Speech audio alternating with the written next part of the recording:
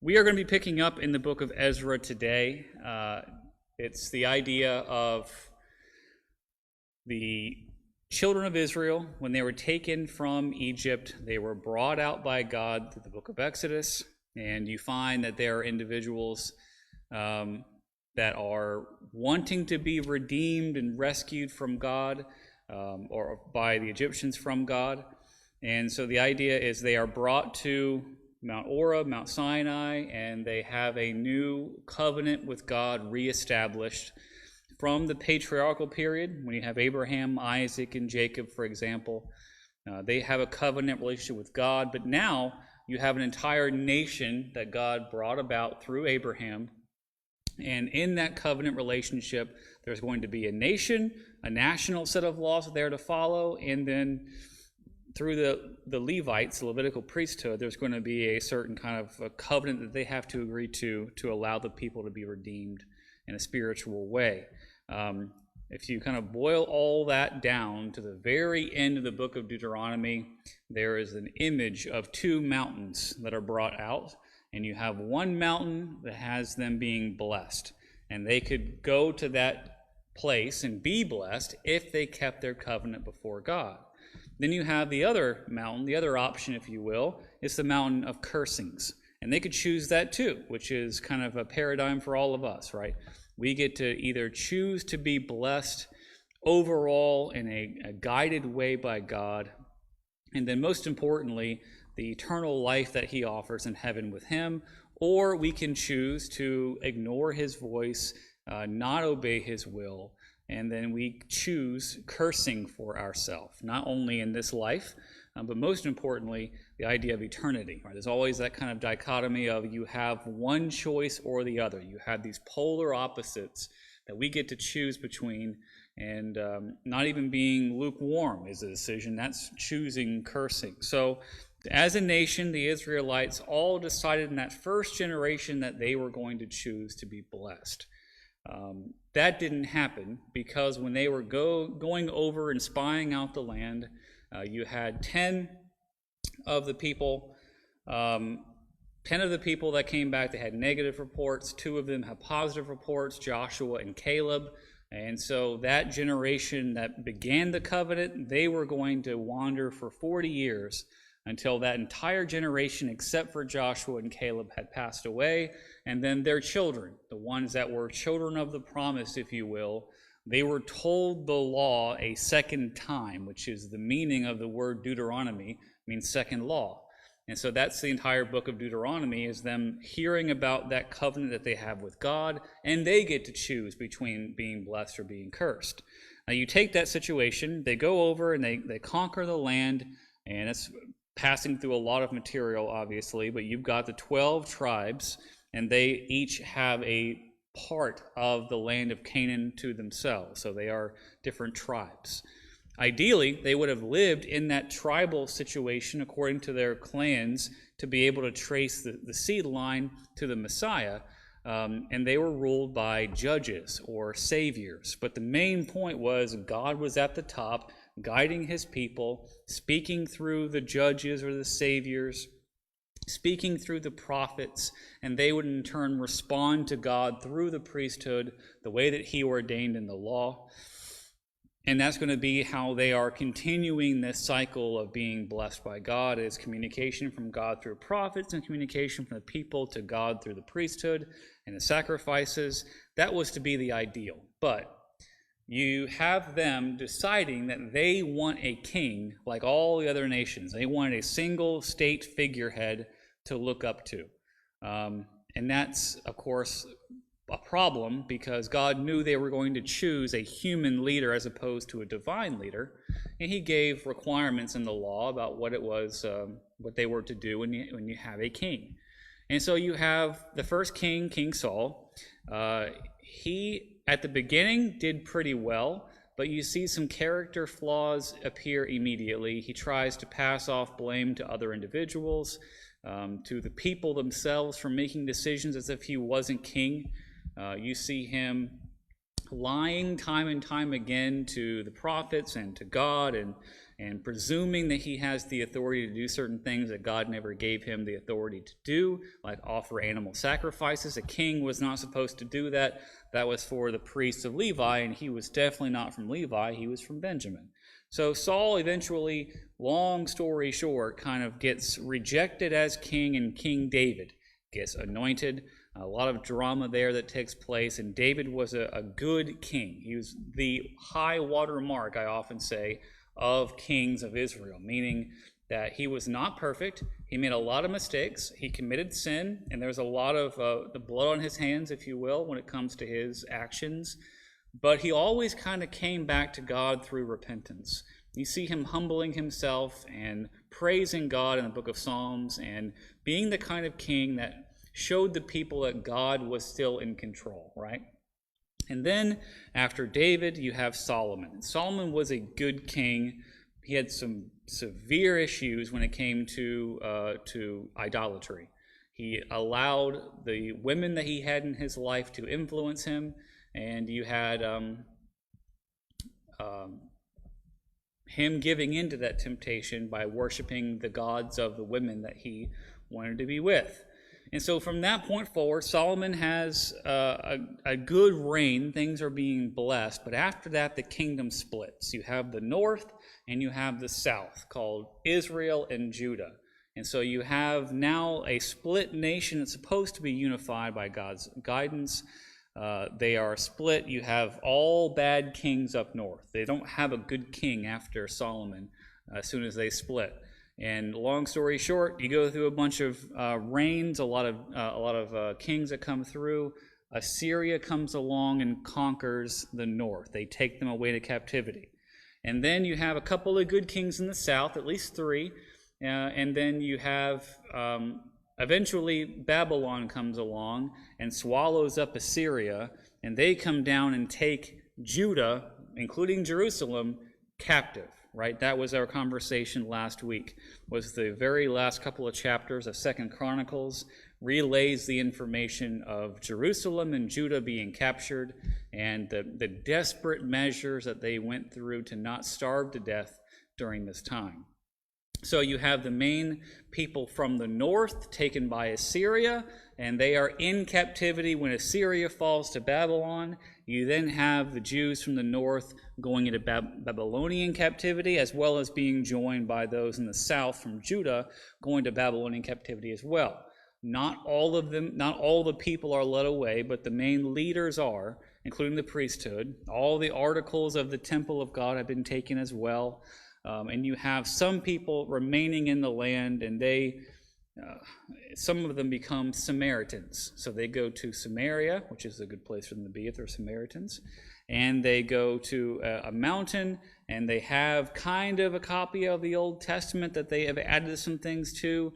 And so instead of worshiping Jehovah God in Jerusalem in the temple, which no longer exists because it's been destroyed, they now worship God on a mountain, and the Samaritans still have that problem up until John chapter 4, right? When you have the woman from Samaria asking, where should we worship? In Jerusalem, like you Jews say, or on this mountain like our fathers say? So that was the problem there. If you did not watch the class from last week, feel free to stop this video right now. Remember what time it's in. We are 12 minutes and 57 seconds in. And I would encourage you to go watch that first video because I gave more detailed introduction to the actual book that's necessary to know before we read a single verse of Ezra. So if that's you, I'm not going to have my feelings hurt whatsoever. Go ahead and go watch that first video, and then after this is done, you can continue at 13:21 in the video. So we're going to jump into the book. I want to reread the introduction of the book from the ESV version of the Bible, and then we can go on through the actual text itself, because the entire beginning of Ezra chapter 1 is a repeat of 2 Chronicles 36, 22, and 23. So it kind of has the same information because these books were written together at the same time. Likely, Ezra is the author of the book of Ezra, since he is kind of the main character. That would make the most sense. Doesn't have to be Ezra, doesn't really matter. But if that is the case, then he likely wrote 1st and 2nd Chronicles, which was originally just one book, the Book of Chronicles in the Hebrew Bible. And so that kind of gives you an idea. If Ezra is the main guy, and he is the author of Ezra, he also wrote the Book of Chronicles, 1st and 2nd, to give the people coming back to Jerusalem the information as to why they've been gone in captivity for 70 years. If God wanted to bless them and make their name great, and through them all the families of the earth would be blessed, why were they punished so severely in Assyrian and Babylonian captivity? That book details that for them. So that's kind of the history of the book. So here's the introduction from the ESV of the book of Ezra. The book of Ezra begins where 2nd Chronicle ends. As prophesied by Isaiah, the Persian king Cyrus had sent exiles led by Zerubbabel back to Jerusalem in 538 BC. And we have technically 3 waves of people returning from captivity through Cyrus's reign back to Jerusalem to rebuild the walls first and then the temple. And that's going to be Ezra and Nehemiah, which we're going to be doing both of those books in this kind of class setting. I foresee us doing a class like this for a couple of weeks in the afternoons, but also this might continue into our Sunday morning class when that picks back up as well. We have one more week of worship online, and then we're going to have an actual worship service here in the building collectively. But Bible classes likely won't be starting up immediately. There's going to be some lag there between just having one worship service and then things getting back to full steam ahead. It's going to be a little while, I think. So anyway, just be aware of that. Okay, let's keep reading. Persia had defeated Babylon in 539, so 1 year before. Despite opposition from the non-Jewish inhabitants of Judea, so the folks that stayed around, and after encouragement by the prophets Haggai and Zechariah, the temple was rebuilt in 515. Then in 458, Ezra led the second of 3 waves of returning exiles. By the time Ezra arrived, the people had again fallen into sin. Ezra preached the word of God, and the people repented. This is chapter 10. Ezra succeeded because God's hand was upon him, meaning he was divinely inspired. That's what that means. The book, perhaps written by Ezra, shows God's power in covenant faithfulness, moving even pagan kings to accomplish his redemptive purposes. So God's going to be using Cyrus, king of Persia, the Medo-Persian Empire, back to the Jews, to the land, and that's going to be kind of a theme we're going to see here is Cyrus is going to be putting his neck out for God's people here to allow Jerusalem to be rebuilt, to allow Israel to be a nation again eventually. There's going to be some rebellion to the Maccabees and the 400 years lag between Malachi the prophet and then Matthew's picking up the tail, but that's prepping the scene, if you will, for the Messiah to be born and to bring about the ultimate redemption of Israel, which is through Christ. So let's begin reading here in Ezra chapter 1. In the first year of Cyrus, king of Persia, that the word of the Lord by the mouth of Jeremiah might be fulfilled, the Lord stirred up the spirit of Cyrus, king of Persia, so that he made a proclamation throughout all his kingdom and also put it in writing. So that's kind of a long first verse, but the idea basically is Jeremiah prophesied that there would be a guy who is going to be a servant of the Lord. His name is going to be Cyrus. He's going to be a king. And Cyrus, king of Persia, read that prophecy and said, okay, well, I guess this is what I have to do. Verse 2. Thus says Cyrus, king of Persia, the Lord, the God of heaven, has given me all the kingdoms of the earth, and he has charged me to build him a house at Jerusalem, which is in Judah. So he sees himself here as a servant of God.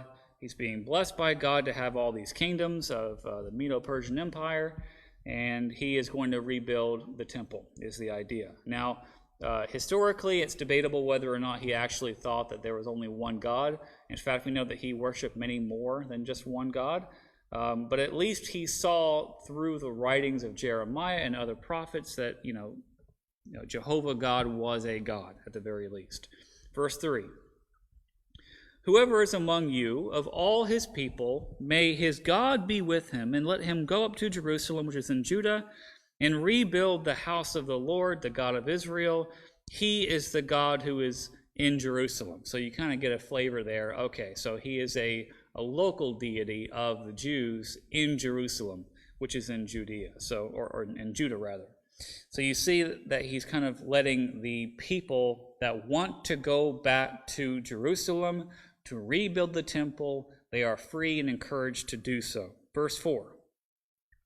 And let each survivor, in whatever place he sojourns or travels, be assisted by the men of his place with silver and gold and goods and beasts, besides free will offerings for the house of God that is in Jerusalem. So he's even going to be funding their expedition back.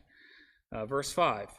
Then rose up the heads of the fathers' houses of Judea and Benjamin, and the priests and the Levites, everyone whose spirit God had stirred to go up to rebuild the house of the Lord that is in Jerusalem. So the leadership, the elders of the people that have survived, that tradition has been passed down to later generations. And now 70 years later, they're going to be going back to Jerusalem. So, verse 6. All who were about them aided them with vessels of silver and gold and goods, with beasts, with costly wares, besides all that was freely offered. Cyrus the king also brought out the vessels of the house of the Lord that Nebuchadnezzar had carried away from Jerusalem and placed in the house of his God. So not only is Cyrus allowing them to go back, he's encouraging them to go back by funding some of this. And he's even going to be bringing out of storage, right, the articles of the temple of God. So what would they have been? Well, they might have been the curtain partition between the holy place and the most holy place. It would have been the Ark of the Covenant, which was still around apparently. It would have been the bronze laver that was outside that would have been used for washing of the priesthood. It could have been the altar that was taken that was made of gold. All the articles, like the candlestick for the showbread that was there, the table for that, all the articles within the actual temple that were taken away as kind of like a, we beat your God kind of scene, that's going to be going back, which is helpful. Verse 8, Cyrus, king of Persia, brought these out in the charge of Mithridath, the treasurer, who counted them out to Sheshbazzar, the prince of Judah. So we've got some really fun names coming up, just so you know.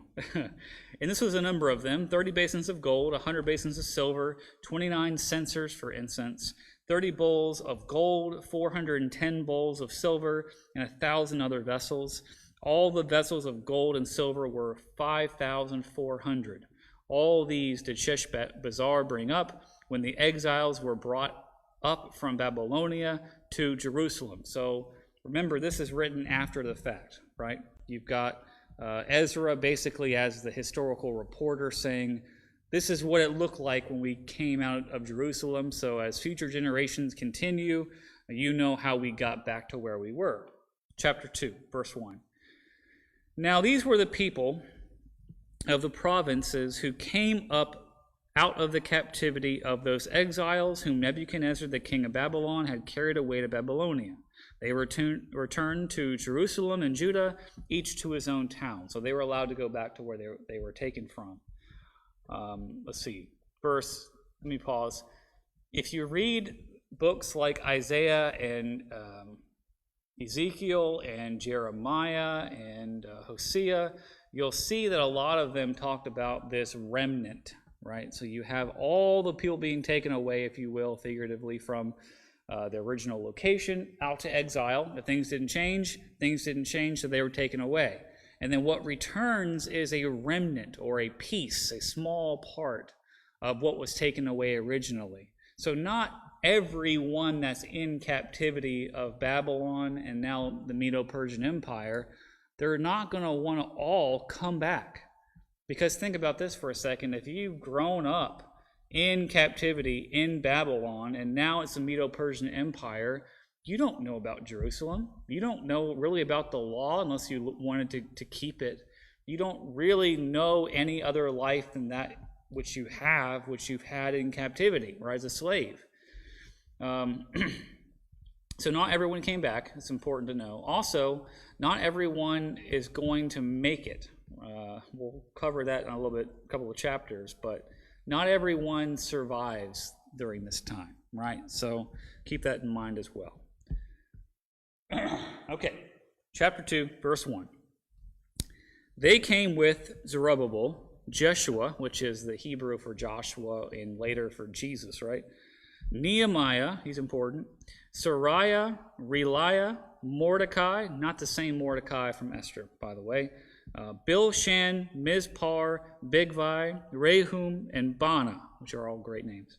The number of these men of the people of Israel, the sons of Parash, 2,172. So that's a good number. You ready? This is the fun part. The sons of Shephatiah, 372. The sons of Era, 775. The sons of Pahath Moab, namely the sons of Jeshua and Joab, 2,812. The sons of Elam, 1,254. The sons of Zattu, 945. The sons of Zakkai, 760. The sons of Bani, 642. The sons of Bebai, 623. The sons of Azgad, 1,222. The sons of Adokam, 666. Whoa, what number is that? The sons of Bigvai, 2,056. The sons of Adin, 454. The sons of Atir, namely of Hezekiah, 98. The sons of Bezai, 323. The sons of Jorah, 112. The sons of Hashem, 223. The sons of Gibbar, 95. The sons of Bethlehem, 123. The men of Netophah, 56. The men of Anathoth, 128. The sons of Azmaveth, 42. The sons of Kirath Aram, Kephirah, and Beeroth, 743. The sons of Ramah and Geba, 621. The men of Michmas, 122. The men of Bethel and Ai, 223. The sons of Nebo, 52. The sons of Megbish, 156. The sons of the other Elam, which is funny, 154. The sons of Harim, 320. The sons of Lod, Hadid, and Ono, 725. The sons of Jericho, 345. The sons of Sina, 3,630. The priests, the sons of Jedediah, and of the house of Jeshua, 973. The sons of Emer, 1,052. The sons of Pashur, 124. The sons of Harim, 1,017. The Levites, the sons of Jeshua, and Kadmiel, the sons of Hodaviah, 74 rather. The singers, the sons of Asaph, 128, which is, by the way, interesting because you have a song of Asaph in the book of Psalms. He was the other author of Psalms besides David, as far as we know, so his kids made it back. The sons of the gatekeepers, the sons of Shalom, the sons of Atir, the sons of Talmon, the sons of Akub, the sons of Hatita, and the sons of Shobai, in all 139. The temple servants, the sons of Ziha, the sons of Hashupah, the sons of Tabaoth, the sons of Keros, the sons of Sia, the sons of Padon, the sons of Lebanon, the sons of Hagbah, the sons of Akub, the sons of Hagbab, the sons of Shalmai, the sons of Hanan, the sons of Giddel, the sons of Gehar, the sons of Reiah, the sons of Rezin, the sons of Nokita, the sons of Gazum, the sons of Uzzah, the sons of Pisa, the sons of Bezai, the sons of Asnath, the sons of Meanum, the sons of Nephizim, the sons of Babuk, the sons of Hakyufa, the sons of Haphor, almost done. The sons of Bazluth, the sons of Mahida, the sons of Harshda, the sons of Bakros, the sons of Sisera, the sons of Tema, the sons of Neza, the sons of Hatifa, the sons of Solomon's servants, I know that one, the sons of Sotai, the sons of Hasophereth, the sons of Peruda, The sons of Jala, the sons of Darkon, the sons of Giddel, the sons of Shephatiah, the sons of Hatil, the sons of Pokereth Hazebaim, so of course the fun one, the sons of Amai, the temple servants, and the sons of Solomon's servants were 392. We have some more, but I'm going to breathe. So, first and foremost, always fun to read those things. That's sarcasm. Secondly, keep in mind the reason why this is here, right? This is not written just because we want to be able to skip something in the Bible without any kind of moral consequence. This is here because Ezra, or the author, is trying to retell later generations who it was that came back from captivity. This is the remnant that they were looking forward to. And we have them not only by their family and their tribe, but also by their location, right? So some of this, like Bethlehem, for example, Bethel, Ai, Nebo, Jericho, these are all cities from which they were taken. And now they get to go back to those cities when they return to the land, is the idea. You also have individuals mentioned here who were either priests or kings or prophets, and they have children, and they come back. And so you get to know exactly who they are. So, again, I know it's laborious to listen to this. It's laborious to say it even, but it's here for good reason. And at least once, try to read through it and pay attention to the names, because you're able to trace these lineages back, which is why it's here, right? If you look at Matthew begins pretty easy, and then it gets right to a genealogy, right? Well, why is that genealogy there? Not so you can skip it. It's to know that Matthew knows that Jesus and Joseph, they both go back to the promises to Abraham, Isaac, and Jacob, even further, even that to Adam, right? So they're able to trace who their lineage was from, and this is a part of that, because they kept some meticulous records of who people were, what family they were in, what tribe they were a part of, what clan they were in. We're able to trace that God brought about his promises in the legitimate way of bringing about the Messiah in the correct time. So, that's why we have this list.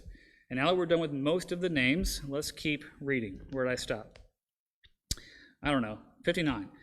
The following were those who came up from Telmedah, Telharish, Cherub, Adan, and Emer, though they could not prove their fathers' houses or descent, whether they belonged to Israel. So again, more context. We have this family that came, but we don't know where they came from. That's kind of got lost in the records. By the way, all those records got destroyed in AD 70, right? When the temple was destroyed.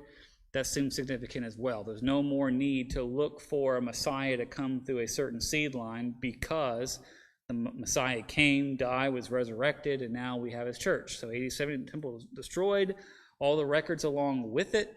So that's significant to know. Okay. The sons of Deliah, the sons of Tobiah, the sons of Nekoda, 652. Also of the sons of the priests, the sons of Habiah, sons of the priests. So that kind of gives you context here. The sons of Habiah, the sons of Hakos, and the sons of Barzillai, who had taken a wife from the daughters of Barzillai the Gileadite. He's a guy that's back there, and was called by their name. These sought their registration among those enrolled in the genealogies, but they were not found there, so they were excluded from the priesthood as unclean. So again, if they want to reestablish a priesthood of folks that come from Levi, you got to prove it. You can't just assume. The governor told them that they were not to partake of the most holy food until there should be a priest to consult the Urim and the Thummim, which, I mean, if you don't know about that, we don't know a whole lot either. But I'll tell you what I do know. So, they used to draw, how should we say it? There used to be ways that you could determine God's will by casting lots. And sometimes we liken that unto rolling dice for some reason. We're like, well, if I roll a 3, then we can go ahead and do this thing with God's blessing. If not, then we can't, right? That's kind of what the Urim and the Thummim were like. They were stones that were used specifically by people in the priesthood and the kings used them through the priesthood as well to determine God's will without needing special revelation verbally from him through a prophet. So they still had that. That's pretty good. 64. The whole assembly together was 42,360. Besides their male and female servants, of whom there were 7,337, and they had 200 male and female singers for the temple worship. Their horses were 736, and their mules 245. Their camels were 435, and their donkeys were 6,720. So they took roll. They know who was there. They knew how many people came out of captivity in this first wave that was going back to Jerusalem. So the pioneers, if you will, during this time. Some of the heads of the families, when they came to the house of the Lord that's in Jerusalem, made free will offerings for the house of God to erect it on its site. According to their ability, they gave to the treasury the work of 61,000 daraks of gold, 50,000 minas of silver, and 100 priest garments. So they gave, again, financially to be able to allow the temple to be restored.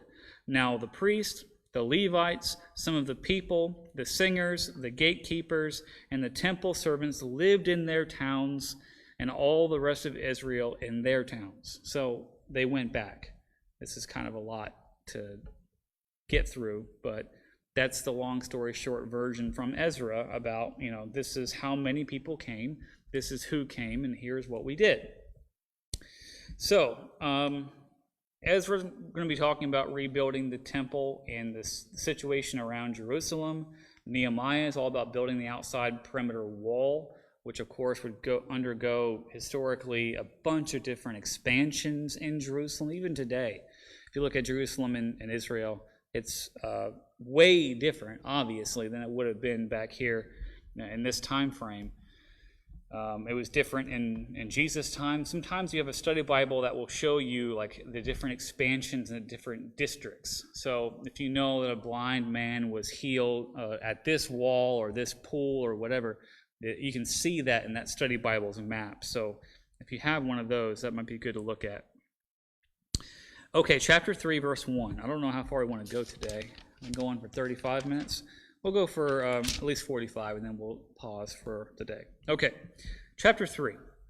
When the 7th month came, and the people of Israel were in the towns, the people gathered as one man to Jerusalem. So they were unified in this effort.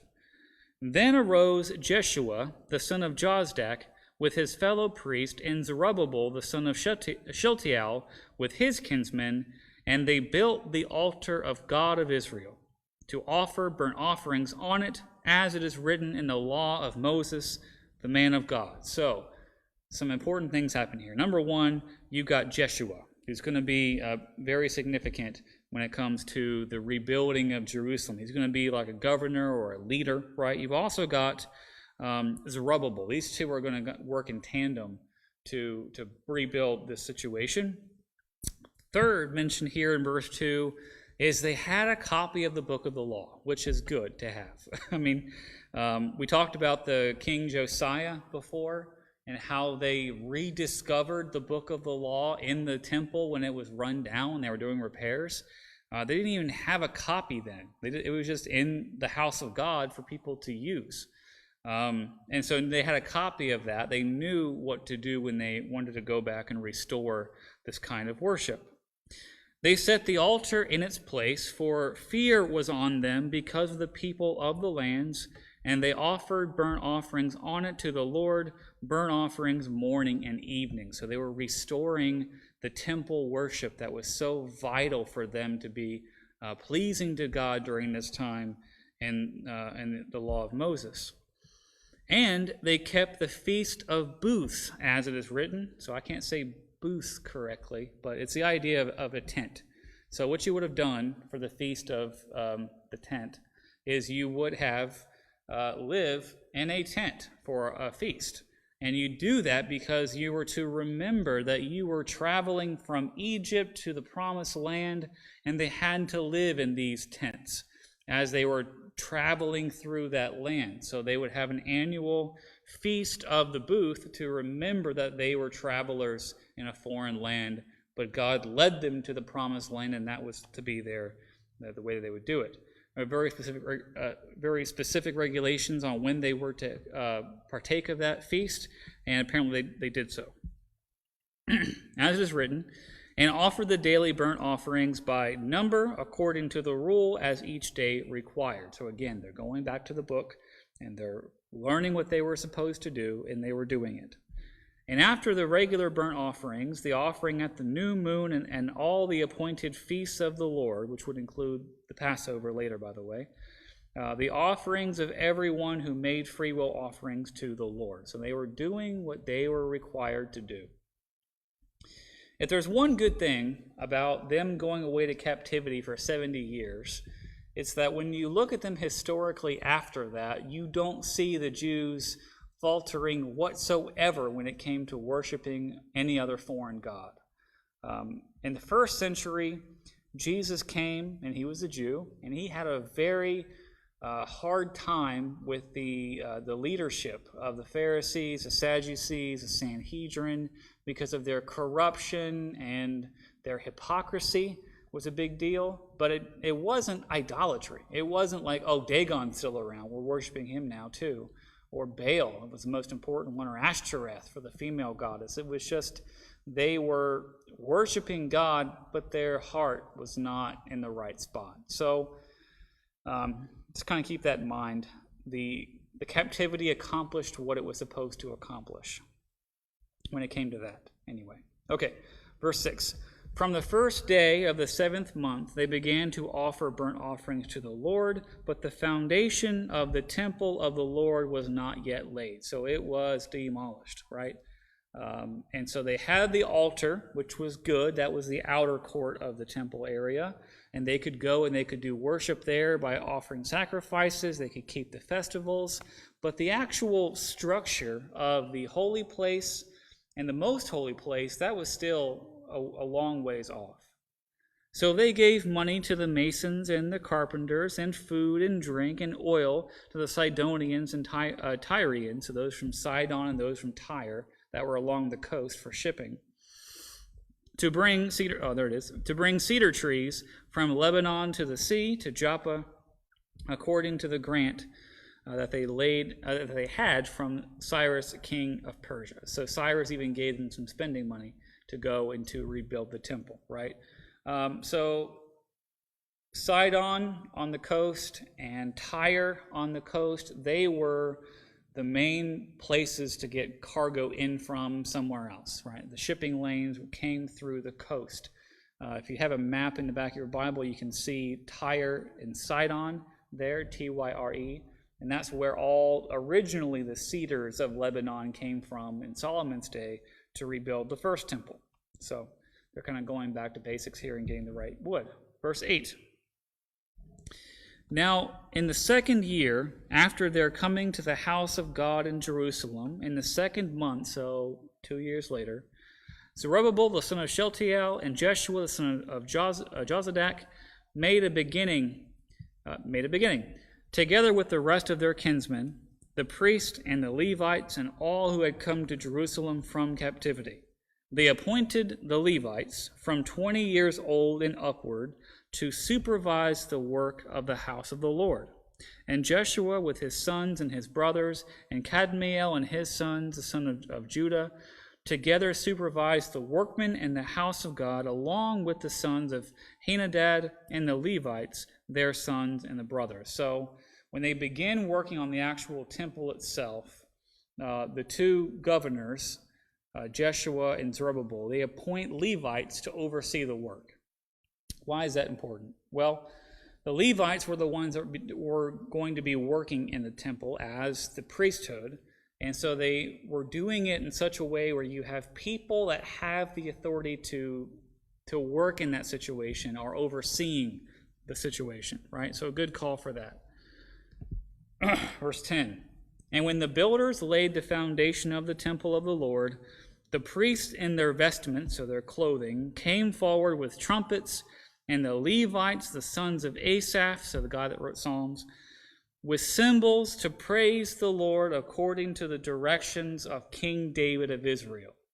So they were literally trying to reestablish the kind of worship that was done during the reign of King David. Why is that so important? Well, remember, David was the high watermark of good kings. If they were ever going to recreate an era of Israel that would have been the best, it would have been when David was king. And he was worshiping God and keeping all the festivals, and all the sacrifices were good, and you had prophets and you had the priest working together. And they saw that, right? That was their hero when it came to who was the best king, what's the best era of Israel. So that's pretty important. Verse 11, and they sang responsively. So, I guess they sang in a way that their heart was in it, I suppose.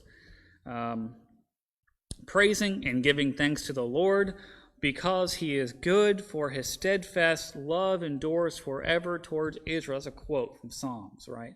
And so they're rekindling that love that they have for their God. And all the people shouted with a great shout when they praised the Lord, because the foundation of the house of the Lord was laid. So they're making progress. But many of the priests and Levites and heads of the fathers' houses, old men who had seen the first house, the old temple, wept with a loud voice when they saw the foundation of this house being laid, though many shouted aloud for joy. So the people could not distinguish the sound of joyful shout from the sound of the people's weeping, because people shouted with a great shout, and the sound was heard far away. Well, why would they be so upset seeing the foundation laid? It wasn't that they were overcome with emotion. It was because they realized how beautiful it used to be, and they have to start all over. And it's going to, as we talk about it later, it pales in comparison to what it once was. And so, unfortunately, the temple is being rebuilt, but it's never going to really be the same when it comes to its beauty that it was when Solomon originally built it, and then it was destroyed later. So, in chapter 4, things shift gears. It's no longer about them coming back and how many of them did, and then what they did for worship. They now run into some opposition, as one often does, trying to do the right thing. And that's a whole other conversation. So I think now is a great time for us to hit pause and be prepared to pick up Ezra chapter 4 next week, Lord willing. Again, I appreciate you watching, appreciate you being here, and all those that are interested in this topic. It's a big book. It's a big conversation. I have a really hard time trying to condense the information to usable, practical, palatable piece of information for you, but I think the longer format helps me a little bit. So, again, thank you very much for your attention, and I'll see you guys on Sunday, and then see you next week for more Ezra.